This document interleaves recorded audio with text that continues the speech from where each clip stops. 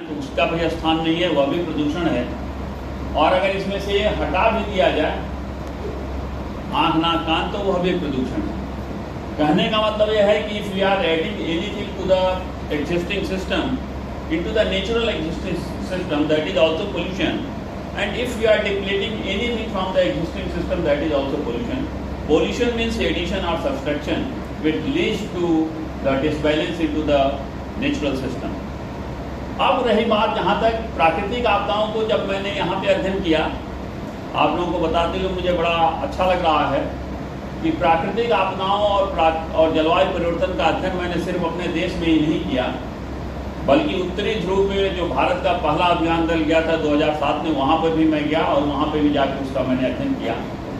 और हम वो लोग 5 वैज्ञानिक थे जो उत्तरी ध्रुव पे जाके 2007 में और अपने देश का तिरंगा झंडा 15 अगस्त 2007 में वहाँ पे फहराए थे।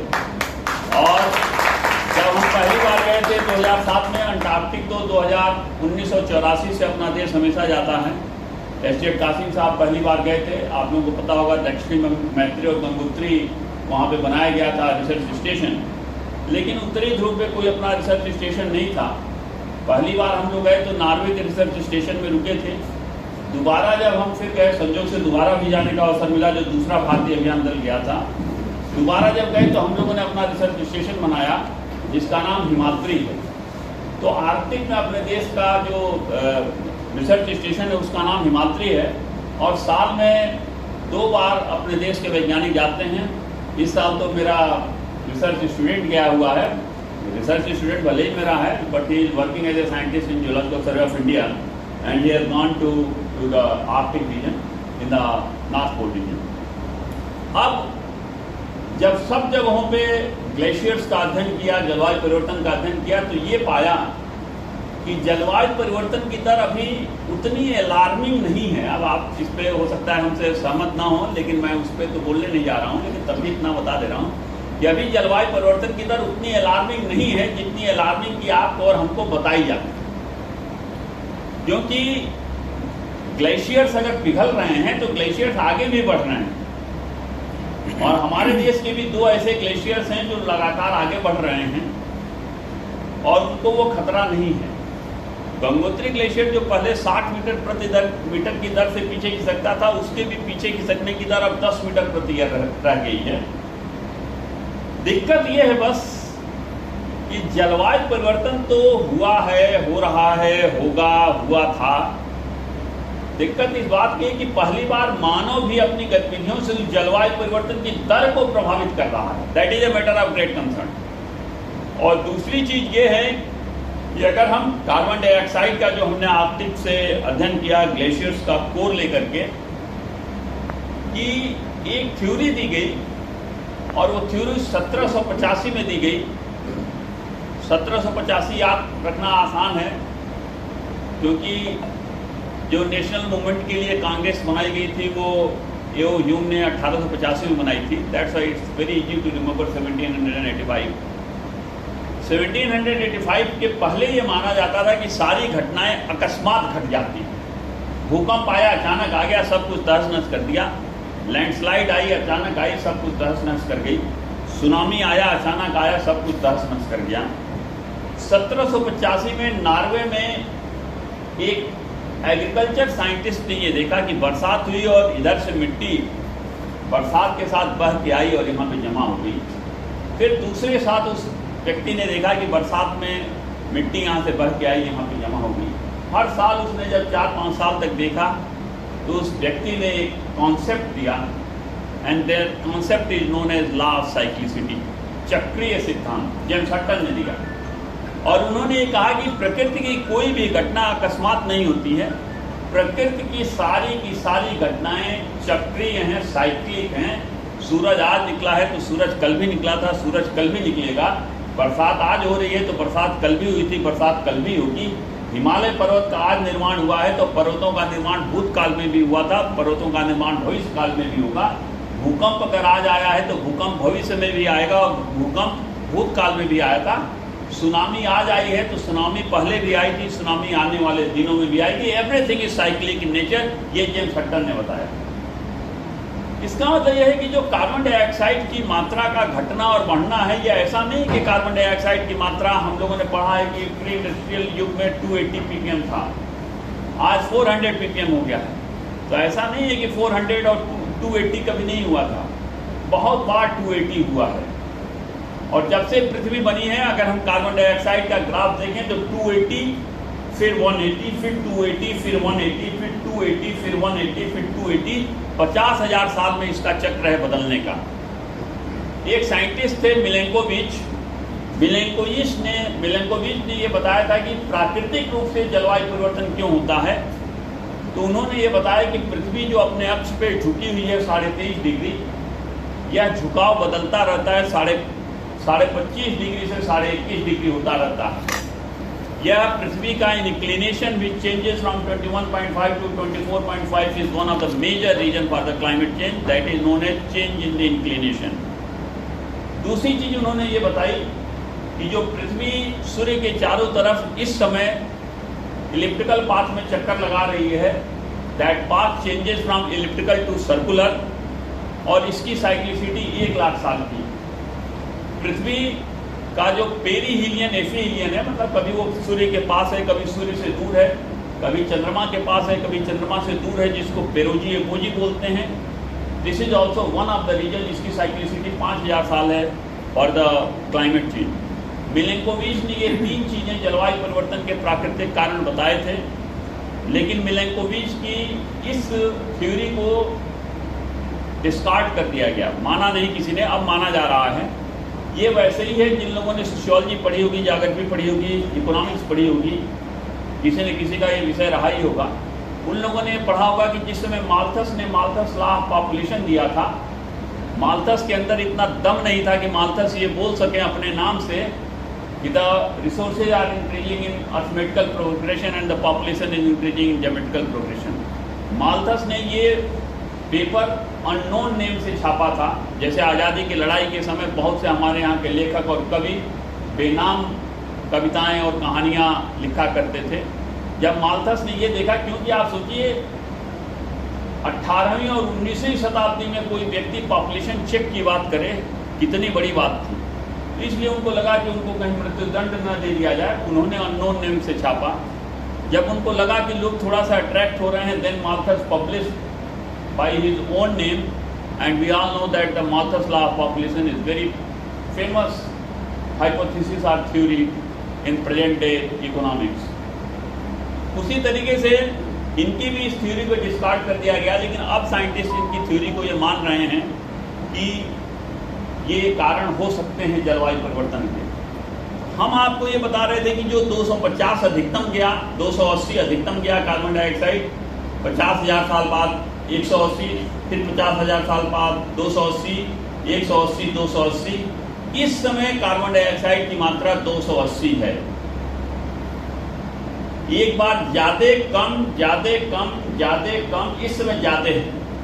आने वाले दिनों में क्या होगी? ज्यादा है। आने वाले दिनों में क्या होगी?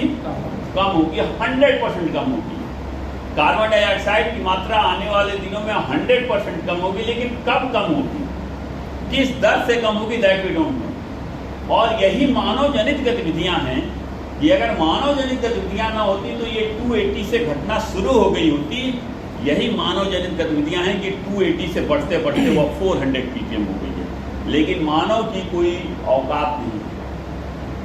जब प्रकृति अपने पे आती है तो मानव उसके आगे बहुत बौना है। ज्योग्राफी में नेचुरलिज्म और पॉसिबिलिज्म लोगों ने पढ़ा होगा थ्योरी कि मानव मजबूत है कि प्रकृति मजबूत है। तो जब प्रकृति अपने पे आती है तो राप्ती के बंधे को तोड़ देती है। कोई गोरखपुर का है कि नहीं है? हाँ, राप्ती के बंधे को तोड़ देती है और पेट्रोल पंप के नीचे के टैंक को भी उखाड़ के और बहा देती है। ये होती है प्रकृति। प्रकृति वो होती है जो कि मानव के द्वारा बनाए हुए सारे के सारे निर्माणों को, केदारनाथ की आपदा में आपने देखा, सारे के सारे निर्माणों को वो बहा ले जाती है और ऐसे बहाती है जैसे कोई बच्चा पतंग उड़ा रहा हो, उसके अवशेष भी नहीं मिलते हैं। ये होती है प्रकृति। प्रकृति वो होती है कि भूकंप को तो रोक ले जाता है जापान, लेकिन 7.5 से ऊपर का अगर भूकंप आता है रिक्टर स्केल पे तो that is capable of creating a tsunami. लेकिन उस सुनामी को जापान नहीं रोक पाता है, क्योंकि उसने तो सिर्फ अर्थक्वेक रेजिस्टेंट बिल्डिंग बनाई थी, सुनामी रेजिस्टेंट बिल्डिंग नहीं बनाई थी। और अर्थक्वेक को इसलिए रोक ले गया क्योंकि अर्थक्वेक की थी property of brittle material only, उसने डक्टाइल मटेरियल बना दिया, भूकंप रुक गया। क्योंकि अगर हमने सरिया लगा दिया, अगर हमने लकड़ी का प्रयोग कर दिया, अगर हमने लोहे का प्रयोग कर दिया, तो लकड़ी और लोहे में भूकंप की तरंगें कोई प्रभाव नहीं डालती, क्योंकि भूकंपीय तरंगें वहीं प्रभाव डालती हैं जो हथौड़े से मारने पे जो चीज टूट सकती है, जिसको हम लोग ब्रिटिल मटेरियल बोलते हैं, हिंदी में क्षणभंगुर बोलते हैं। इसका मतलब यह है कि प्रकृति अपने आप में बहुत ही विशालकाय है, और प्रकृति आने वाले दिनों में कार्बन डाइऑक्साइड की मात्रा को घटाएगी, लेकिन अभी मानव जनित कारणों से जो बढ़ती हुई वो 280 से बढ़ते बढ़ते 400 ppm पहुंच गई है। अगर ये और बढ़ गई तो यहाँ की स्थिति बड़ी ही दयनीय हो जाएगी, because it is only because of the presence of the greenhouse gases we are getting the temperature in which life can sustain. अगर इस पृथ्वी पे ग्रीन हाउस गैसेज की मात्रा और घटा दी जाए तो यहाँ का तापक्रम बहुत कम हो जाएगा, जैसे प्लूटो पे है, जैसे मार्स पे है। और अगर ग्रीन हाउस गैसेज की मात्रा और बढ़ा दी जाए तो यहाँ का तापक्रम बहुत ज़्यादा हो जाएगा, जैसे शुक्र ग्रह पे। पृथ्वी ग्रह पे ग्रीन हाउस गैसेज की मात्रा उतनी ही है जितनी की मात्रा होनी चाहिए। इसका मतलब आपका और हमारा ये नैतिक दायित्व है कि यहाँ पे ग्रीन हाउस गैसेज की मात्रा न तो इससे बढ़े न तो इससे घटे, क्योंकि बढ़ेगी तो तापक्रम बढ़ जाएगा और घटेगी तो तापक्रम घट जाएगा। लेकिन इन तमाम विविधताओं के बावजूद भी जलवायु परिवर्तन का दो जगह कोई प्रभाव नहीं देखा गया है। जो लोग जूलॉजी बॉटनी के होंगे, हमने तो कभी पढ़ी नहीं है, but I know the things कि एक फूड साइकिल होती है, वो trophic level 1, trophic level 2, trophic level 3। उस फूड चेन पे भी कोई प्रभाव अभी जलवायु परिवर्तन का नहीं पड़ा है। और जो वाटर साइकिल है, उस वाटर साइकिल पे भी अभी जल का कोई क्लाइमेट चेंज का कोई प्रभाव नहीं पड़ा है। हाँ, निश्चित रूप से ये प्रभाव पड़ा है कि जो ग्राउंड वाटर लेवल है वो बहुत नीचे जा रहा है, तो जलवायु परिवर्तन के कारण नहीं जा रहा है। That is because of the over exploitation of the ground water, number 1। Number 2, जो हमारी भारतीय संस्कृति पुरानी पद्धति थी, उस पुरानी पद्धति में ग्राउंड वाटर के रिचार्ज करने के प्राकृतिक स्रोत थे। हम लोगों ने क्या किया कि इस आधुनिकता की प्रक्रिया में, जो सोशियोलॉजी में 2 किताबें हैं ना, modernisation of Indian tradition written by Yogen Singh and the westernisation and sanskritisation written by M N Srinivas, मैं इन दोनों महानुभावों को, दोनों सोशियोलॉजिस्टों को प्रणाम करता हूँ और सदैव याद रखता हूँ कि इन दोनों लोगों ने कितनी अच्छी तरीके से भारतीय संस्कृति पे पश्चिम का जो प्रभाव पड़ा है और भारतीय संस्कृति पे आधुनिकता का जो प्रभाव पड़ा है उसके बारे में बड़ी ही बृहद रूप में और बड़ी अच्छी तरीके से चर्चा की है। लेकिन उसके बावजूद भी अभी हमारा जो ये वाटर साइकिल है और जो हमारा फूड साइकिल है या फूड चेन है और जो वाटर चेन है, इसके ऊपर जलवायु परिवर्तन का कोई भी प्रभाव किसी भी तरीके से सिद्ध नहीं हो पाया। क्योंकि अभी हमारी जो वाटर साइकिल है, क्योंकि पानी बनाने की एक ही फैक्ट्री है, पानी कोई और बना नहीं सकता, और वो फैक्ट्री भी प्रकृति है और बरसात है। कि जो वाटर रिसोर्सेज होते हैं, आप देखिए पानी पहली बार कब बरसा, पहली बार इस पृथ्वी पे ऑक्सीजन कब आई, पृथ्वी पे पहली बार पानी कब आया। तो मैं ये बोलता हूँ, कभी कभी होता है कि आप और हम कुछ घटनाओं को लेकर दुखित हो जाते हैं, लेकिन मैं ये हमेशा बोलता हूँ कि प्रकृति के हर घटना में मंगल के बीज छुपे होते हैं। पृथ्वी जब बनी थी 4.6 बिलियन ईयर पूर्व, पृथ्वी पे ऑक्सीजन नहीं था, पृथ्वी पे जीवन नहीं था। जीवन इसीलिए नहीं था क्योंकि ऑक्सीजन नहीं था। उसके बाद से पृथ्वी पे जो पहली बार ऑक्सीजन आई, वह ऑक्सीजन जो ज्वालामुखी उद्गार हुए, उस ज्वालामुखी उद्गार में जो वाष्प के कण निकले, उन वाष्प के कण ने सूर्य की पराबैंगनी किरणों के साथ केमिकल रिएक्शन किया and they form the first oxygen on this planet अर्थ। जो दूसरी ऑक्सीजन इस पृथ्वी के ऊपर आई, वो जो सबसे पुराना जीव इस पृथ्वी के ऊपर बना, जिसका नाम कि साइनोबैक्टीरिया था। Cyanobacteria is considered as the first life to be evolve on this planet earth. उस साइनोबैक्टीरिया ने जो फोटोसिंथेसिस की, उसके कारण ऑक्सीजन निकली। साइनोबैक्टीरिया के जीवाश्म हमको विंध्याचल की पहाड़ियों में देखने को मिलते हैं, और साइनोबैक्टीरिया के जितने भी तरीके के जीवाश्म होते हैं, वो सारे के सारे तरीके के जीवाश्म हमारे जियोलॉजी डिपार्टमेंट लखनऊ विश्वविद्यालय में पाए जाते हैं। That is the only place in the world where you can have all types of fossils of cyanobacteria. जो हमारे सीनियर टीचर्स थे जिन लोगों ने हमको पढ़ाया है, उन लोगों ने इस पे काम किया था और उन लोगों ने इसके ऊपर इसके सारे के सारे फॉसिल्स विंध्याचल की पहाड़ियों से उन्होंने एकत्र करके रखे हुए हमारे हाथ में। तो अब आप ये सोचिए, इन दो चीज़ों के कारण ऑक्सीजन इस पृथ्वी के ऊपर सबसे पहले आई। उसके बाद से लाइफ आई गई, बहुत सी लाइफ आई और बहुत सी लाइफ गई। आज एक लाइफ जब जाती है तो लोग कहते हैं it is only because of the climate change and it is only because of the pollution which man has created on this planet अर्थ। मित्रों, ऐसा कुछ नहीं है।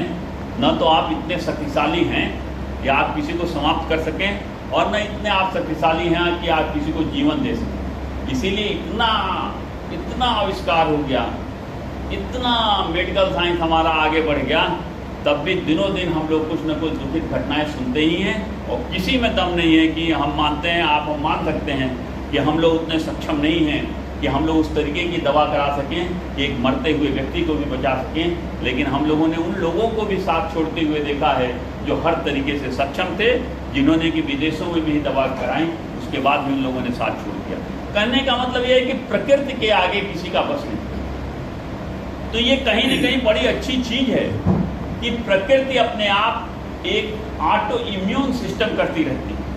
कि आज प्रकृति आपको लगता है कि अरे गोमती बड़ी गंदी हो गई, गंगा बड़ी गंदी हो गई, एक बाढ़ का पानी आता है पूरी नदी को साफ करके चला जाता है। हमको लगता है प्रकृति में ऑटो इम्यून सिस्टम अपने आप डेवलप है। लेकिन हम जो कर रहे हैं, हम प्रकृति के साथ इसलिए हम प्रभावित हो जाते हैं क्योंकि हम प्रकृति के नेचुरल सिस्टम में बस गए हैं और हमने प्रकृति के प्राकृतिक चक्र में प्रवेश कर लिया है। अब एक तरफ तो जो जनसंख्या हमारे यहाँ बढ़ रही है, भारत में अगर हम किसी भी समस्या को देखते हैं तो हमें लगता है कि सबसे बड़ी चीज हो सकता है कि बहुत से लोग सहमत ना हो। मैं उनको ये नहीं बोलता कि नहीं मैं सही हूँ, वो गलत है, वो सही हैं। लेकिन हर आदमी के देखने का अपना एक अंदाज होता है।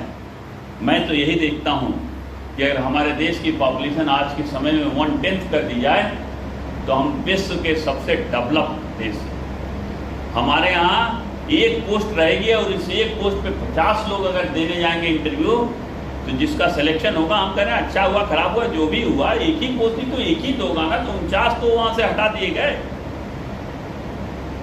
एक सीट है रिजर्वेशन के लिए और 70 लोग अप्लाई कर रहे हैं, तो एक गया, बाकी तो फिर जो बचे उसमें से 69 लोग वो कैसे जाएंगे यहाँ से दिल्ली? तो वो तो कोई ना कोई दूसरा तरीका, तीसरा तरीका, चौथा तरीका, पांचवा तरीका अख्तियार ही करेंगे क्योंकि उनको भी दिल्ली जाना और बहुत जरूरी। तो most of the things are only because of the over population. और अगर हम अपने देश की बात करें तो we are having only 2.4% of the world's total land where 17% of the world's total population is living. तो हमको पता है कि इस जगह भूकंप आएगा, लेकिन हमारे पास कोई जगह ही नहीं है, तो सोचते हैं जब तक नहीं आ रहा है तब तक तो रह रहे हैं।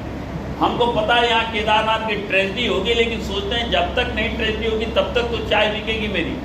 हमको पता है कि ये धारचूला है, ये मालपा है, ये ले है, यहाँ पे ये लैंडस्लाइड होगी, ये सब बह जाएगा। सोचते हैं जब तक लैंडस्लाइड नहीं होगी तब तक तो हमारी दुकान चलेगी।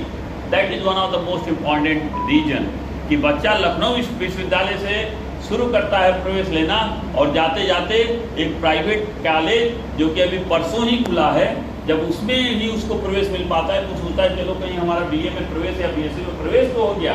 तो जिसकी आशाएं लखनऊ विश्वविद्यालय से लगाए और जो अभी जो कॉलेज कल ही खुला है वहाँ तक वो अप्लाई करता है, तो हमें ये लगता है कि हमारे यहाँ बहुत सी चीज़ें आप और हम अपने मन से नहीं बल्कि जहाँ पाते हैं वहाँ करते हैं। ये एक हम लोग यहाँ की चीज़ होगी। लेकिन तो अब हमारा जो हिंदू ट्रेडिशनल सिस्टम था, जो भारतीय संस्कृति थी, जब जलवायु परिवर्तन की, जब प्रकृति संरक्षण की या किसी भी चीज़ की बात होती है तो मैं बोलता हूँ, मैं उस भारतीय मनीषियों को प्रणाम करता हूँ जिन्होंने भारतीय संस्कृति को बनाया।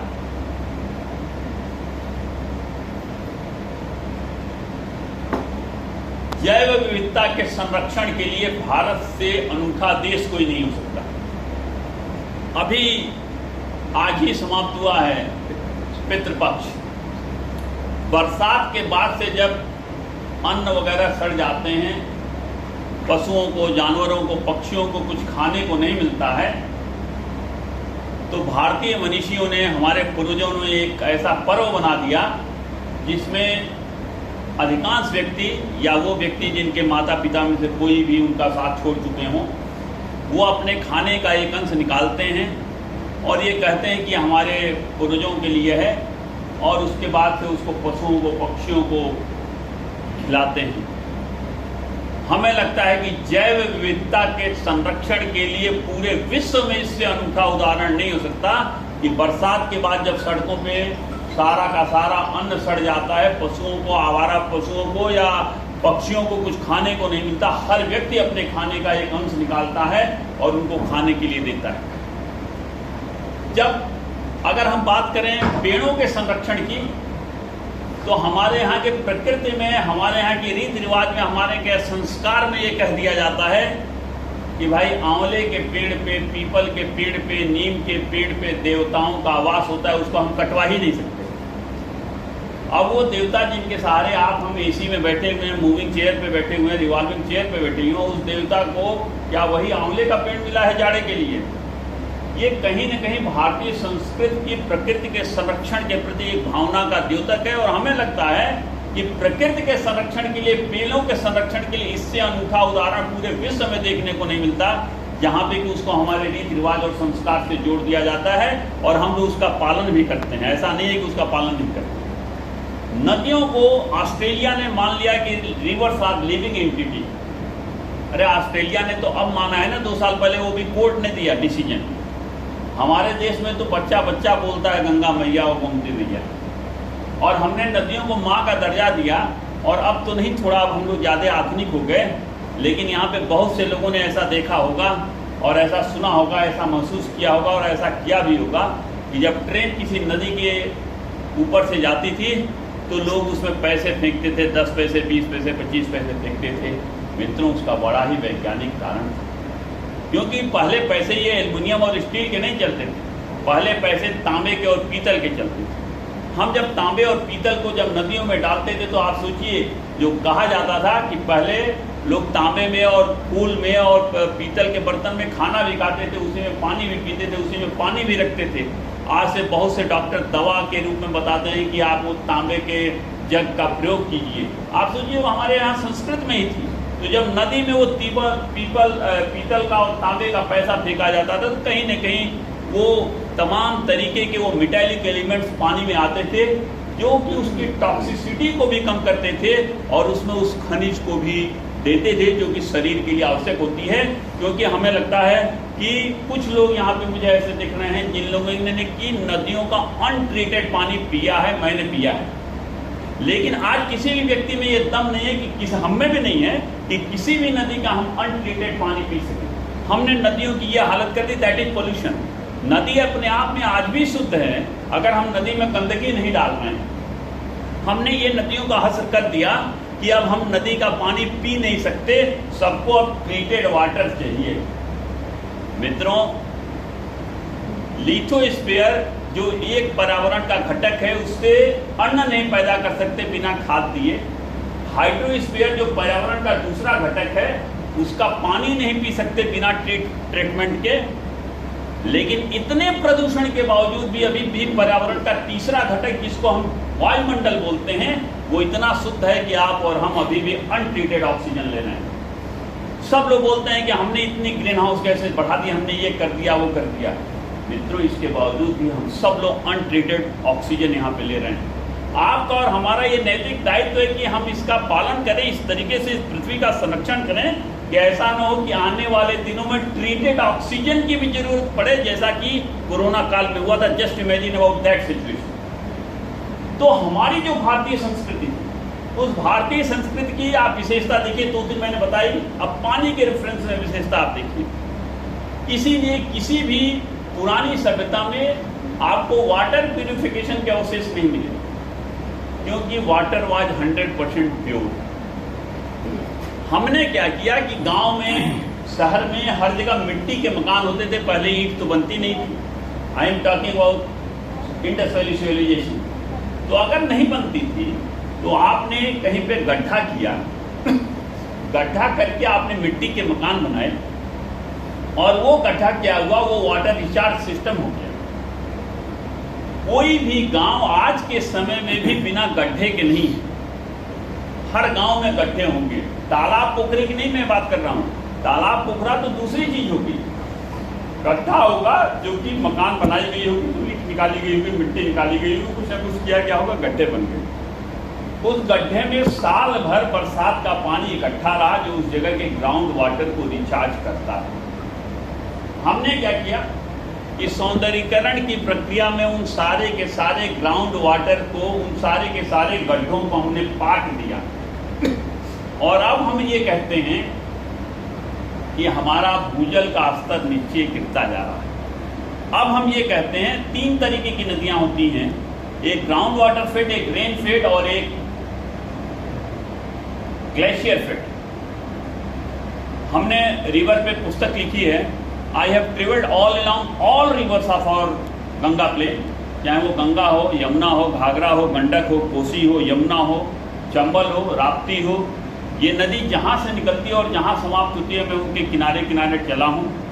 मेरी पीएचडी भी नदियों के ऊपर है और जो हमारी पुस्तक है द इंडियन रिवर्स स्प्रिंगर से छपी हुई है और वो पूरे विश्व की पहली पुस्तक है जिस पुस्तक में किसी देश की सारी बड़ी नदियों के बारे में, उसमें ब्रह्मपुत्र पे भी है, इंडस पे भी है, सारी नदियों के बारे में, जो महानदी, कावेरी, गोदावरी सबके ऊपर है।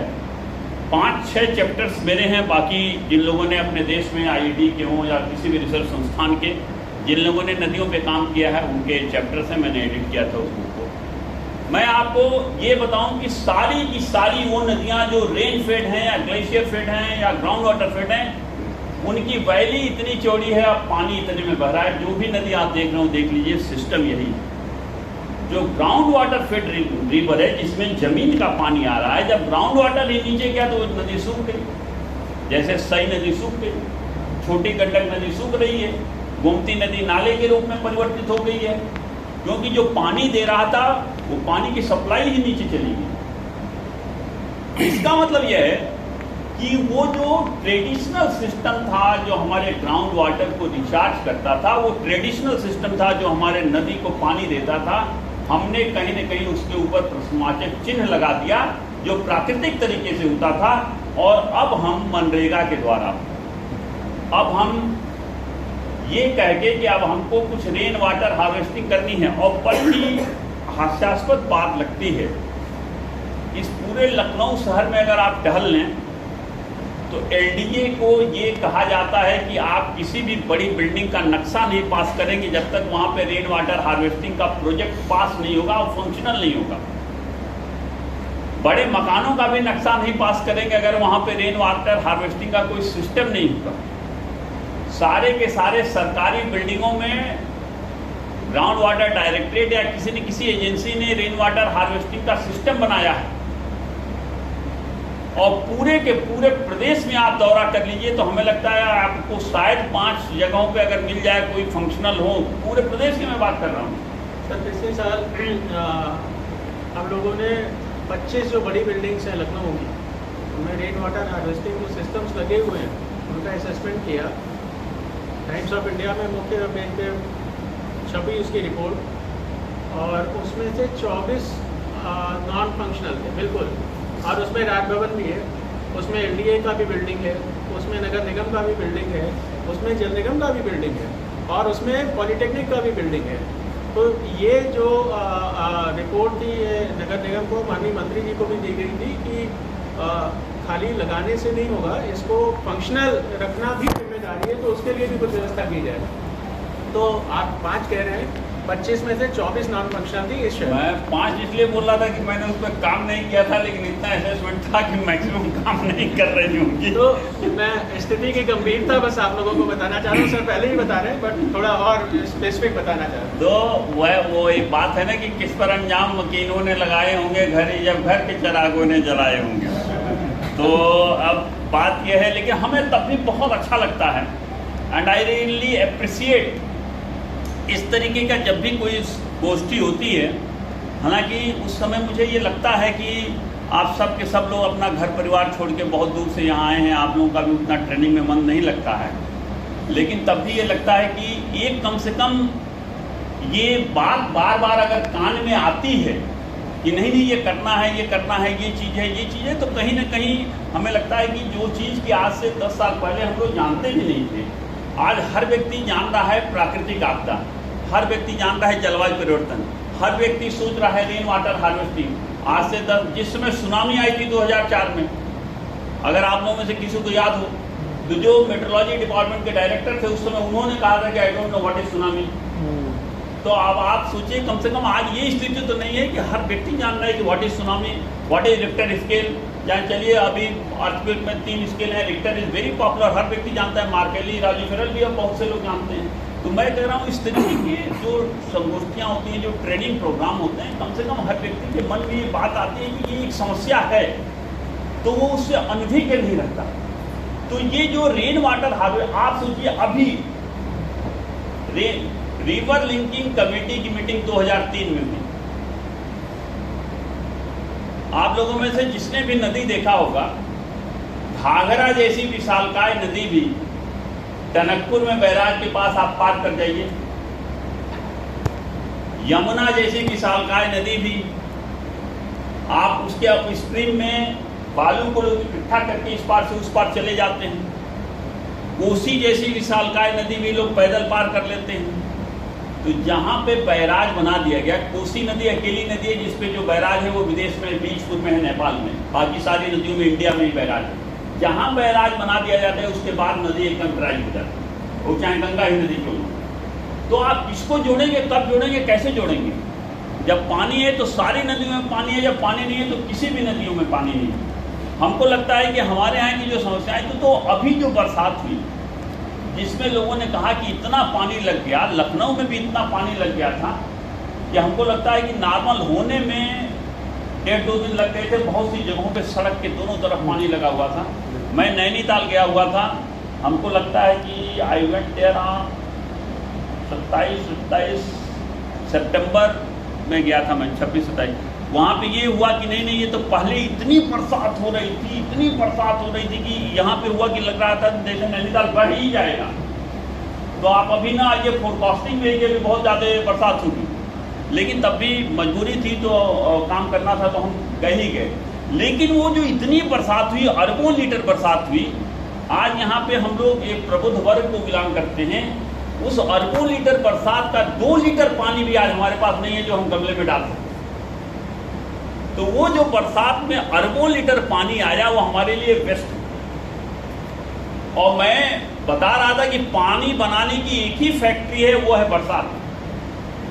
तो वो जो स्टीम जो निकला था, स्टीम जो सबसे पहले ज्वालामुखी उद्गार हुआ था, उस स्टीम से जो क्लाउड बने, वो क्लाउड सबसे पहले बरसे और बरसात हुई। फिर एक चक्र बन गया कि वाटर बॉडी सरफेस पे आ गई, उनका वेपरेशन हुआ, फिर क्लाउड फॉर्मेशन हुआ, फिर बरसात हुई, फिर कहीं वॉल्केनिक इरप्शन हुआ, फिर थोड़ा ज़्यादा क्लाउड फॉर्मेशन हुआ, क्योंकि पहले समुद्र तो था नहीं।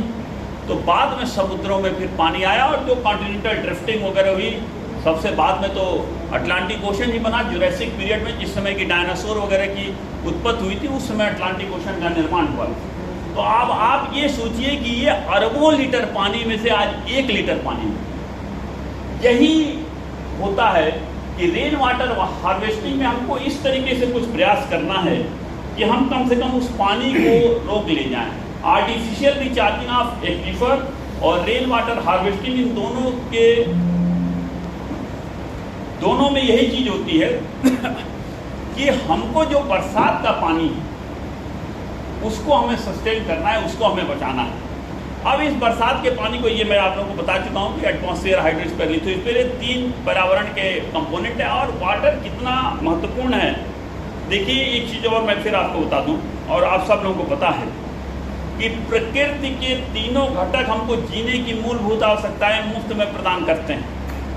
जलमंडल हमको जल देता है पीने के लिए, वायुमंडल हमको ऑक्सीजन देता है सांस लेने के लिए, और स्थल मंडल हमको मिट्टी देता है अन्न पैदा करने के लिए। और आप कहीं भी पहुंच जाएं, आप इसको बना नहीं सकते। लैंड हम बनाएंगे क्या? वो लैंड जो ऊसर हो गई उसको हम रिक्लेम नहीं कर पाते हैं। जिप्सम और पायराइट मिलाते हैं भूमि सुधार निगम के लोग, लेकिन 1 साल 2 साल 3 साल काम करते हैं, फिर वो ख़त्म हो जाता है, फिर उनको फिर से सोचना पड़ता है। उसी तरीके से हम ऑक्सीजन भी नहीं बना पाते, हम पानी भी नहीं बना सकते हैं। और अगर हम बना सकते होते, बहुत सी जगहों पे आपने और हमने ये पढ़ा है कि आर्टिफिशियल रेन होती है, सिल्वर आयोडाइड और सिल्वर ब्रोमाइड के द्वारा कृत्रिम बरसात कराई जाती है, लेकिन आज तक नहीं सुना कि किसी भी रेगिस्तान को हरा भरा कर दिया गया हो कि इसको कृत्रिम बरसात के द्वारा अब ये डिजर्ट समाप्त हो गया क्योंकि यहाँ पे इतना पानी हो गया। हाँ, प्रकृति ने अपने आप किया है। तो ये जो पानी हमारे यहाँ है, जितना भी पानी है उसमें का 97% इज सैलाइन वाटर। 97% पानी पीने योग्य नहीं है, सिर्फ 3% पानी पीने योग्य है, और उस 3% पानी में भी 1% पानी ग्राउंड वाटर है। और जब भी बात होती है कि आप ऐसा कीजिए कि हाथ धोइए तो तुरंत टैप बंद कीजिए, दाढ़ी बनाइए तुरंत टैप बंद कीजिए और आधी बाल्टी में नहाइए और 2 बाल्टी पानी बचा लीजिए, आई एम अगेंस्ट दिस। क्योंकि जो बरसात, जो ग्राउंड वाटर है हमारा 1%, उस 1% का भी 70% तो इरिगेशन में चला जाता है। तो आप इरिगेशन के लिए अगर रेन वाटर को आप सस्टेन कर ले गए, हार्वेस्ट कर ले गए, तो आपका तो वैसे ही पूरा का पूरा ग्राउंड वाटर बचा रहेगा। लेकिन हमें ये लगता है कि हम लोग थोड़ा सा जब भी प्लांट, एक्चुअली अपने यहाँ समस्या एक है, जैसा आपने अभी बताया कि एलडीए और नगर निगम के भी रेन वाटर हार्वेस्टिंग सिस्टम नहीं काम कर रहे थे, कि अपने यहाँ जो यूजर है, जो स्टेक होल्डर है, जो उस पर काम कर रहा है, जो रिसर्चर है, जो एकेडमिशियन है, जो इलस्ट्रेटर है, इनके में कोई कोऑर्डिनेशन नहीं है। वो उधर अपना बैंड बाजा बजा रहे हैं, हम इधर अपनी ढपली बजा रहे हैं, वो उधर अपना हारमोनियम बजा रहे हैं, सब अलग अलग डायरेक्शन में बजा रहे हैं, देयर इज नो कोऑर्डिनेशन। तो इसलिए हमें लगता है थोड़ी ज़्यादा ही समस्याएं बढ़ जाती हैं। अगर आप नॉर्वे को देखें, नॉर्वे एक छोटा सा देश है। नॉर्वे, हमको लगता है कि जो लोग पॉलिटिकल साइंस पढ़े होंगे, जो लोग सोशियोलॉजी पढ़े होंगे, उन्होंने पढ़ा होगा कि ह्यूमन इकोनॉमिक्स में भी ह्यूमन डेवलपमेंट इंडेक्स नंबर 1 इन्हीं की है। नॉर्वे, स्वीडन, डेनमार्क जो स्कैंडिनेवियन कंट्रीज हैं, फेलो स्कैंडिनेवियन कंट्रीज। और यहाँ पे जो भी ऊर्जा का प्रोडक्शन होता है वो टोटल का टोटल रिन्यूएबल एनर्जी है। नॉन रिन्यूएबल तो वहाँ है ही नहीं, अपने यहाँ सिर्फ नॉन रिन्यूएबल एनर्जी है। मतलब जब हम एनर्जी उससे पैदा करेंगे तो ग्रीन हाउस गैसेज का सर्जन होगा ही होगा, और ग्लोबल वार्मिंग होगी ही, और एटमॉस्फेयर पोल्यूट ही होगा। वो जो कर रहे हैं उससे वो ग्रीन एनर्जी, क्योंकि उनके यहाँ टोटल रिन्यूएबल एनर्जी है। और आप देख लीजिए उनके यहाँ ग्राउंड वाटर है ही नहीं, वो सी वाटर की यूज़ कर रहे हैं, और सी वाटर को प्यूरिफाई करके फ्रेश वाटर बना के, और उनके यहाँ न आरओ नहीं है, न एक्वागार्ड है। जो पानी बाथरूम में आ रहा है सिस्टर्न में, वही पानी पीने के लिए भी है। सोचिए उनका मैनेजमेंट ज़रा देखिए। हमारे यहाँ ये हो गया कि सब चीज़ों के लिए पानी अलग है, नहाने के लिए अलग है, सिस्टर्न के लिए अलग है, पीने के लिए अलग है, कपड़ा धोने के लिए अलग है, 10 तरीके के पानी। अब तो फ्लैट में भी 3-4 लाइनें चल रही हैं, ठीक है। तो ये सिचुएशन हमारे यहाँ चल रही है। लेकिन हमारे यहाँ हमको लगता है कि अगर हम उस 97% पानी को, मैं हमेशा इस बात को बोलता हूँ कि जब हमारे यहाँ HBJ पाइपलाइन से यहाँ की ग्रीन हाउस गैसेज चल सकती हैं, तो क्यों नहीं हम अरेबियन सी और बे ऑफ बंगाल से पानी ला के बुंदेलखंड को हरा भरा कर सकते हैं? क्यों वहाँ पे हम परमानेंट इसी तरीके के स्रोत ढूंढते रहते हैं और करोड़ों अरबों रुपए खर्च कर गए और फायदा कुछ नहीं मिला? जिस तरीके से गैस की पाइपलाइन अगर उतने दूर से, इतनी घातक पाइपलाइन जब आ गई, और यहाँ लखनऊ में भी लोग PNG चला रहे हैं, तो क्यों नहीं आ सकती? पानी में तो कोई खतरा भी नहीं, अगर टूट भी गया तो थोड़ा सा पानी ही तो बहेगा, ऐसा तो कोई डिजास्टर होने वाला नहीं है। लेकिन हम नहीं कर रहे हैं। तो हमें लगता है कि 2 चीज़ें हैं, एक तो हम उस सैलाइन वाटर पे भी थोड़ा सा जोर दें, और थोड़ा सा जो ग्राउंड वाटर है या जो फ्रेश वाटर है, इसके जो जुडिशियस जो यूज है उसके ऊपर भी हम जोड़ दें। जो वाटर बॉडीज हैं, we all know glaciers, rivers, lake, these are the famous water body. ये मैं आप लोगों को बता रहा था कि अभी भी जलवायु परिवर्तन का इस वाटर साइकिल के ऊपर कोई भी प्रभाव नहीं पड़ा है। वाटर साइकिल आज भी वैसे ही इंटैक्ट है, चाहे वो प्रेसिपिटेशन हो, वो ट्रांसपरेशन हो, चाहे वो कंडेंसेशन हो, चाहे वो सरफेस वाटर हो, चाहे वो इन्फिल्ट्रेशन हो, आज भी ग्राउंड वाटर के ऊपर जलवायु परिवर्तन का कोई प्रभाव नहीं पड़ा है। अब अगर हम इस पानी को देखें तो पानी में ये मेन वाटर प्रॉब्लम है: ground water depletion, land subsidence, salt water intrusion, ground water pollution, water quality, flooding and lateral erosion, इतनी पानी से संबंधित समस्याएं हैं।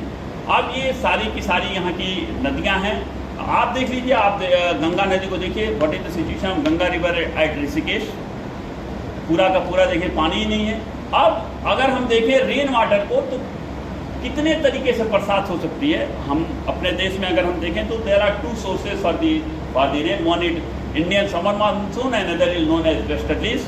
जो केदारनाथ की ट्रिलटी आई थी उसमें दोनों तरीके से बरसात हुई थी, वेस्टर्ली से भी और इंडियन समर मानसून से भी। ये इम्पोर्टेंस है, क्यों हम इस पे एम्फसाइज करते हैं कि हम उसको जो वाटर स्ट्रेस एरिया हैं, अगर हम रेन वाटर को सस्टेन कर ले गए तो निश्चित रूप से जो वाटर स्ट्रेस एरिया है उसमें हम कमी ला सकते हैं। क्योंकि अब बहुत से ऐसे हमारे यहाँ सिटीज़ हो गई हैं, बहुत से ऐसे स्टेट्स हो गए हैं, बहुत से ऐसे लोकल लेवल पे देखें तो ब्लॉक्स और विलेजेज हो गए हैं जो कि वाटर के लेवल में स्ट्रेस हैं। अगर हम रेन वाटर हार्वेस्टिंग की बात करें तो ये 3 तरीके से की जाती है, सरफेस रन ऑफ हार्वेस्टिंग और roof top rain water harvesting. जो मैक्सिमम जगहों पे अर्बन सेंटर में अगर हम बात करें रेन वाटर हार्वेस्टिंग की तो वो रूफ टॉप ही है, क्योंकि अर्बन में इतनी जगह नहीं है कि हम सरफेस रन ऑफ हार्वेस्टिंग कर सकें। तो जो 2 तरीके की रेन वाटर हार्वेस्टिंग है, the surface rain water harvesting as well as the roof top rain water harvesting. जो शहरों के लिए है that is the roof top rain water harvesting. लेकिन जहाँ पे लैंड एरिया है, जैसे हमने लगता है कि हमने 8-10 साल पहले बहराइच की तरफ से कुछ लोग आए थे तो दे प्रपोज कि हमारे यहाँ बहुत बरसात आती है और वहाँ पे कुछ नदियाँ भी हैं, आप लोगों को पता होगा, जो बूढ़ी राप्ती, कुआना। जितनी छोटी नदी होगी उतना ज़्यादा बाढ़ लाएगी, जितनी बड़ी नदी होगी उतना कम बाढ़ लाएगी। ये कॉमन सा प्रिंसिपल है, जान लीजिए। तो वहाँ पे छोटी छोटी नदियाँ, बूढ़ी राप्ती, कुआना, ये सब हैं तो खूब बाढ़ लाती हैं। मैंने यही उनको सरफेस रन ऑफ हार्वेस्टिंग के लिए मैंने प्रपोज किया था कि चूँकि आपके यहाँ ऊसर लैंड भी है, अगर अनकल्टिवेबल लैंड है तो वहाँ पे आप ट्रेंचेज बनाइए, उसमें रेन वाटर को कलेक्ट कीजिए, बाढ़ भी रुकेगी और आपका पानी भी पूरा का पूरा रिचार्ज होगा। ये दोनों के बारे में पीपीटी हमारी यहीं पे है, ले लीजिएगा आप लोग, सरफेस रन ऑफ और roof top rain water harvesting. अब एक और चीज़ होती है, एक रिमोट सेंसिंग एंड जीआईएस होता है। रिमोट सेंसिंग एंड जीआईएस एक ऐसा टूल टेक्निक है जो आपको किसी भी जगह का स्लोप बता सकता है, तुरंत ही स्लोप बता देगा। आपने पॉइंट हाइट अगर दी हुई है और एक कमांड किया तो वो स्लोप बता देगा, क्योंकि ये जो आपको सरफेस रन ऑफ हार्वेस्टिंग करनी है, अगर आपने इस जगह पे ट्रेंच कोई पिट बना दी तो वहाँ से पानी यहाँ नहीं आएगा। इसका मतलब हमको वो पिट ऐसी जगह पे बनानी हो जो डीपेस्ट एरिया हो उस जगह का, लोवेस्ट पॉइंट, ताकि चारों तरफ का पानी वहाँ पे बह के आ जाए। इसमें मदद करेगी रिमोट सेंसिंग एंड जीआईएस, जो बहुत इजीली आपको स्लोप का मैप बना देगी उस इलाके का, और आपको पता चल जाएगा कि किस जगह पे स्लोप सब आ रहा है, ढलान आ रही है, और कौन सी जगह है जहाँ का की ऊंचाई सबसे कम है। ऊंचाई तो चलिए देख के भी पता चल जाता है, लेकिन ढलान देख के नहीं पता चलती। तो हमें लगता है कि that will the most ideal place for the harvesting. ये सब एडवांटेजेज हैं रेन वाटर हार्वेस्टिंग के, दैट वी ऑल नो कि that what is the advantages.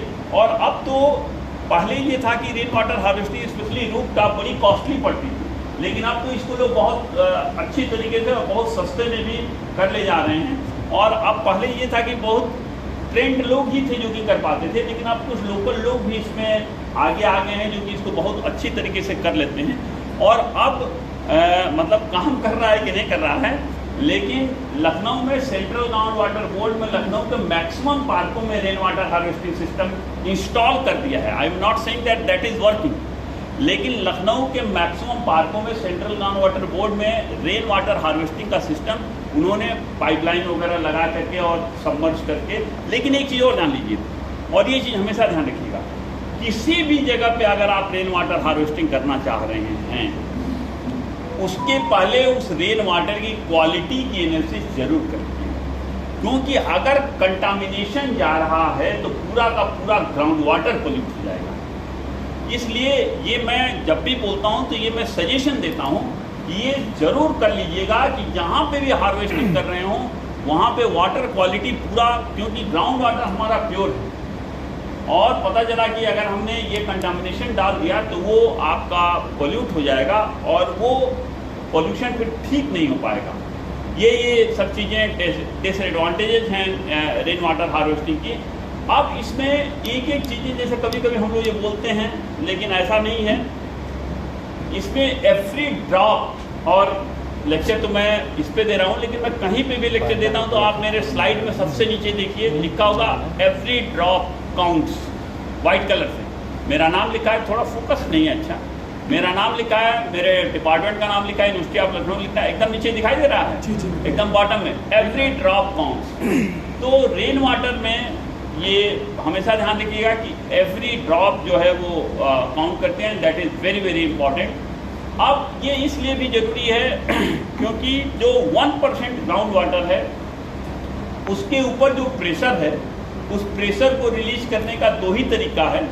एक तो हम ग्राउंड वाटर लेवल को हम थोड़ा सा रिचार्ज करें। ग्राउंड वाटर लेवल को रिचार्ज करने के लिए जो रेन वाटर हार्वेस्टिंग है, that is one of the most important techniques to increase the water level, number 1।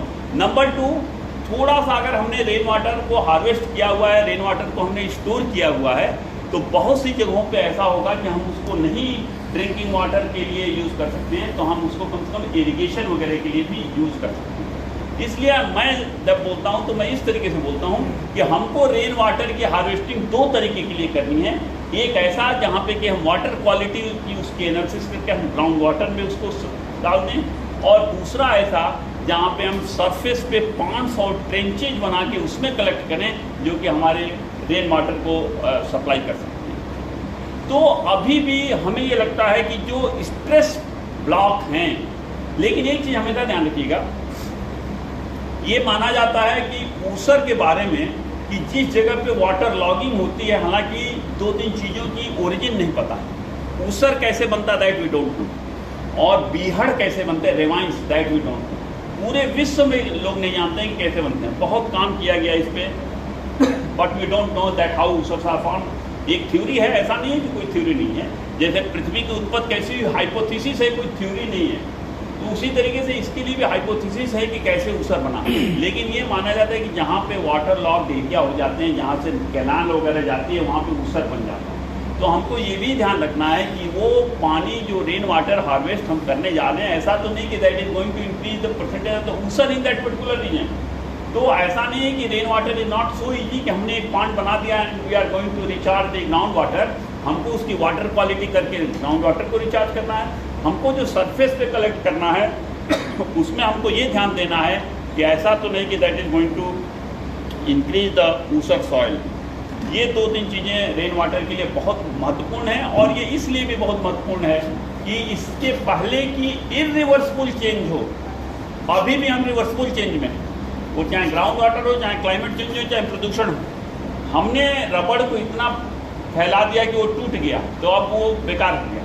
अभी भी ये सारी की सारी समस्याएं रिवर्सिबल चेंज में, लेकिन अगर इसको हमने समय रहते ठीक नहीं किया तो in the days to come they are going to become the irreversible change, and that's the aim and that's the job of today's every month that come forward to solve the problem before it becomes irreversible. ठीक है, thank you. If there is any query or any question you may ask.